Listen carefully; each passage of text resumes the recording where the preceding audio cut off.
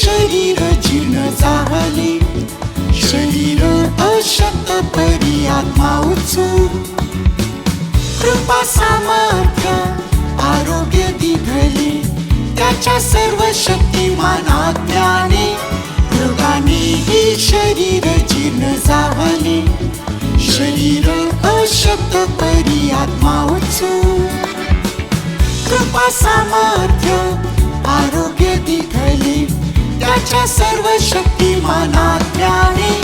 मर्त्य शरीर जिवंत करील, मर्त्य शरीर